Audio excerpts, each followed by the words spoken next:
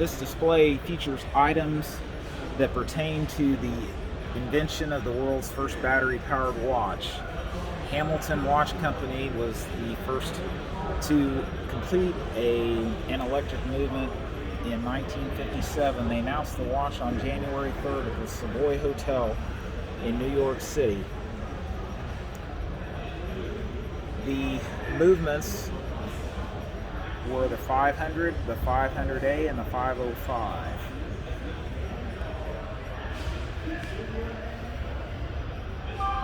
The watch Hamilton used to introduce the Ventura was the Ventura.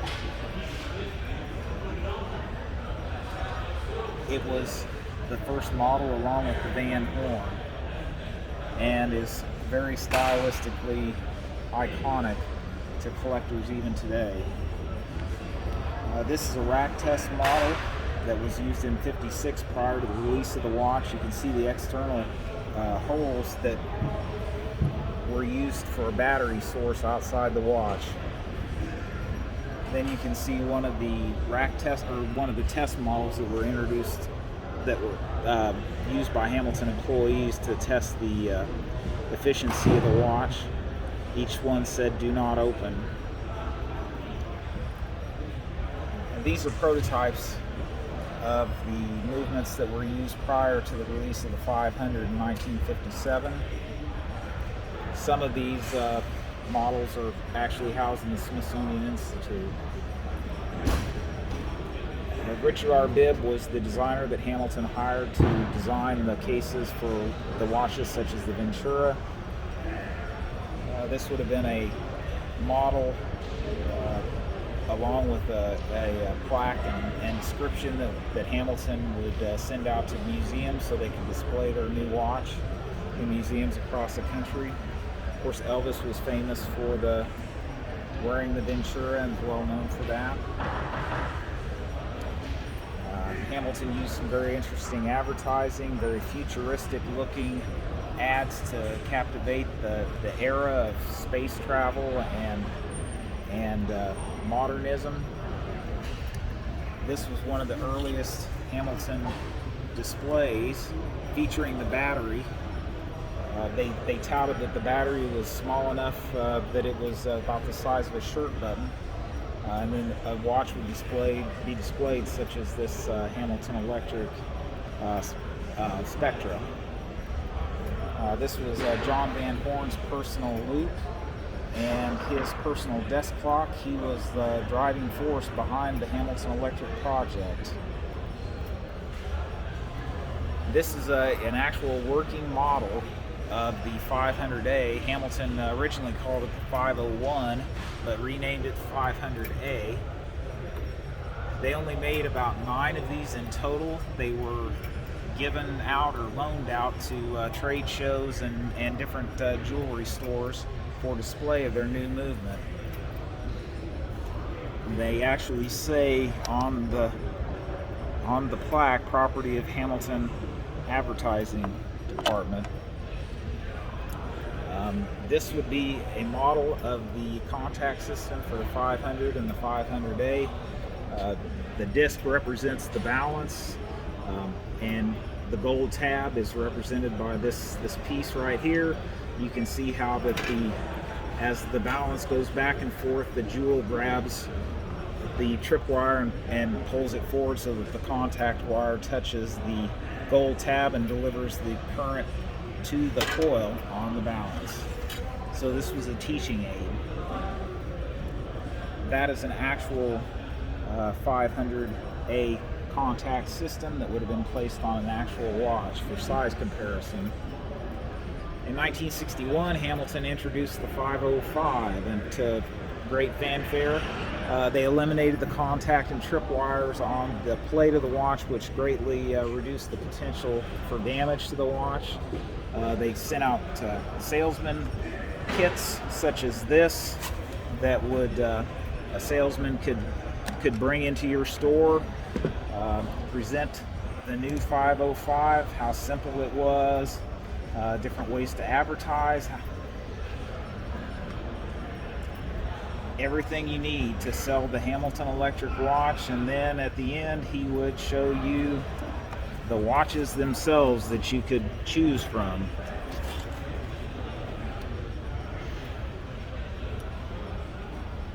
These were demonstrators that Hamilton would send to jewelry stores so that they could display the new movements that were in the watches. And this is a 505 display. You can see that the contact and trip wires are no longer in that precarious position. They actually routed the current into the index wheel so that no longer were there any parts to be damaged on the main plate. This is a demonstrator for the 505, the index wheel. This was the index wheel. This would represent the balance with the jewel and the D-pin contact. As the balance would swing, this is energized, so each time it would touch, it would energize the D-pin contact, send the current up through a wire through this hole onto the coil on the balance. And you can see with the magnets and these teeth, it holds the index wheel in place on the back swing. It pulls it back so that each time you get one advance from one full, complete swing of the balance. 1961 display. You can see it's very kind of 60s era psychedelic. A rare piece for any Hamilton electric collector.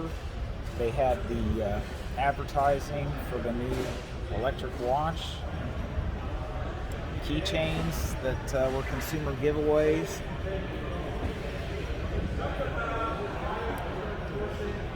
This display was made for the international market and showed how that they were sold and serviced throughout the world.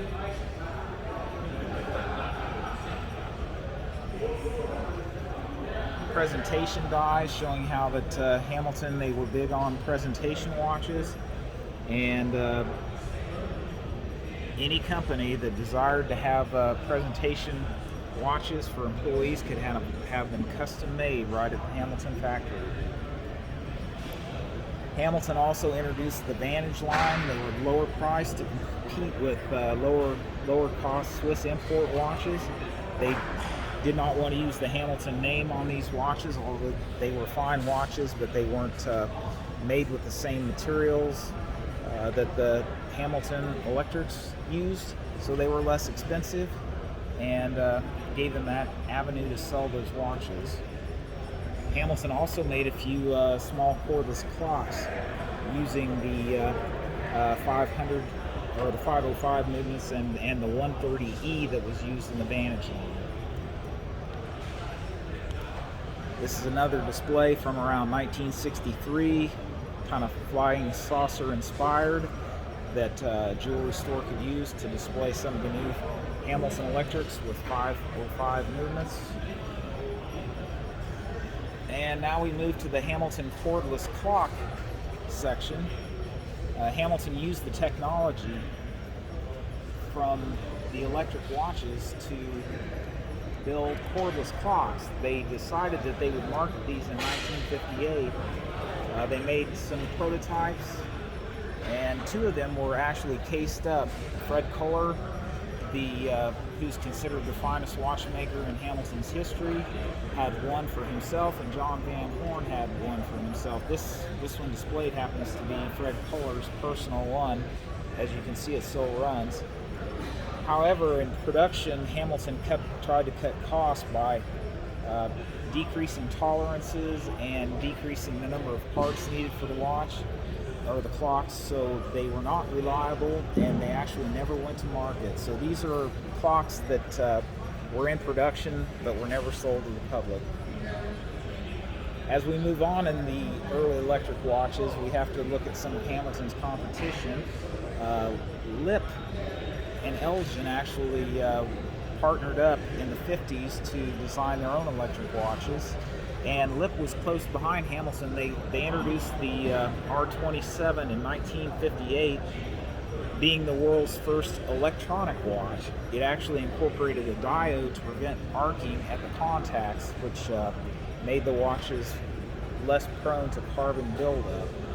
However, the movement was not, it was bulky and had to have 2 batteries. The later renditions were the R148s and R184s, the 84s having date functions. These watches are actually quite reliable.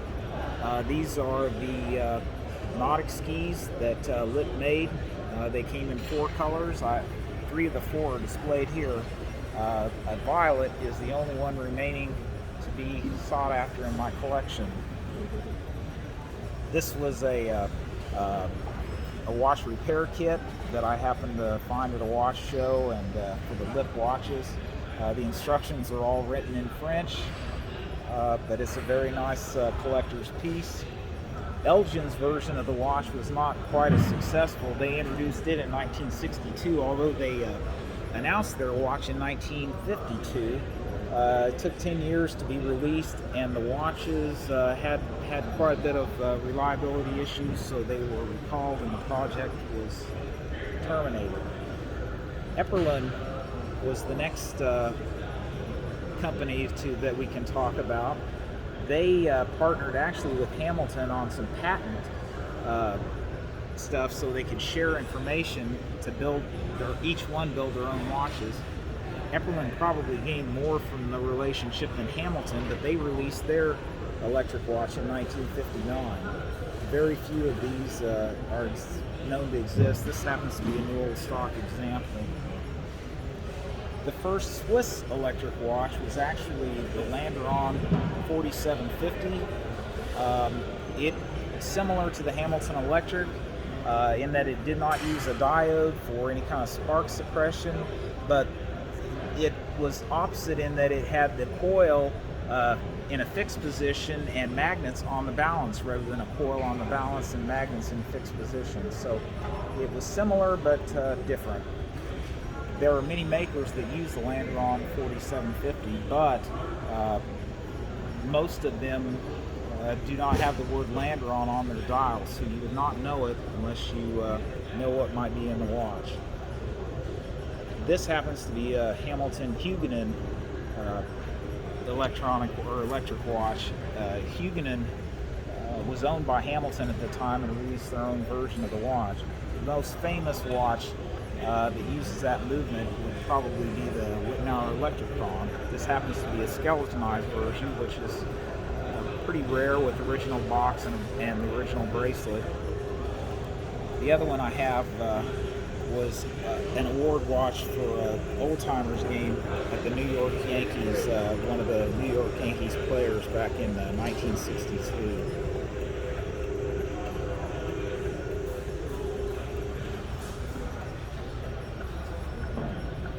Next we move to probably one of the most well-known electric watches. It was released in 1960, the Bulova Accutron. Bulova used a completely different idea to power their watches.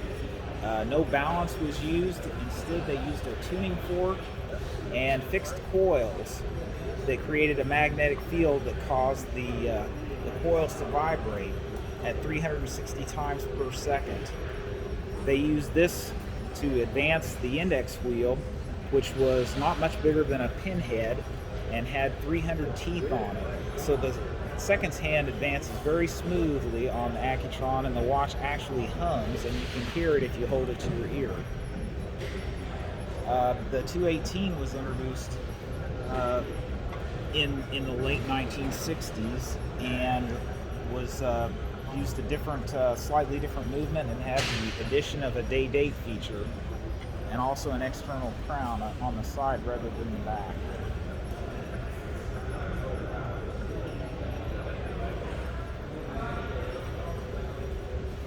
Another Bulova Accutron, new old stock, 218. It would have been a 2181 since it only has the date feature, not the day. Another jeweler's display to show the public that they had the latest, greatest watch and the most accurate watch available at that time. Bulova guaranteed the watch to be accurate within 1 minute a month, which was a great advance over balance-driven mechanical watches.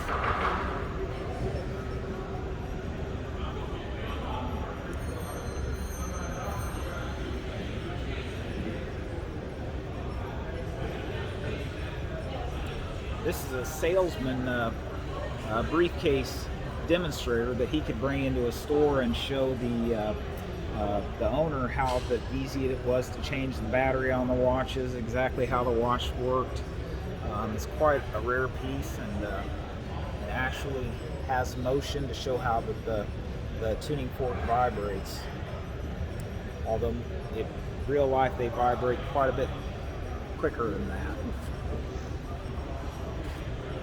Another early display for Accutron, showing the tuning fork on the display with a very, very forward-thinking space age, kind of a Sputnik look, announcing that the world's new standard of accuracy.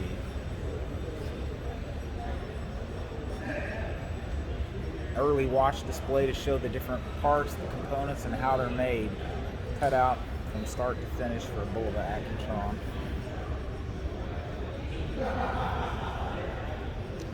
Another plexiglass display to show off the space view movement. They sent these to jewelry stores to display the movement with no dial, so people could see what was inside the watch. And people liked them so much that they wanted watches without dials, so Bulova quickly complied with that, and the Space View was born.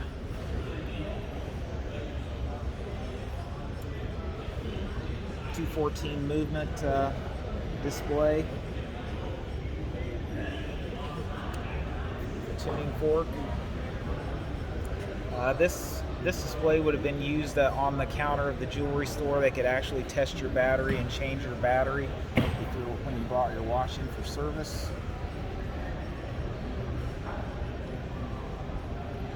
A movement tester. Any jewelry store that dealt in Accutrons, this would be a standard piece of equipment that they would have to analyze the movements, to diagnose if there were any issues and what the watch needed. And a couple more features that would be presented by the jewelry stores to announce to the public that they have the new Accutron.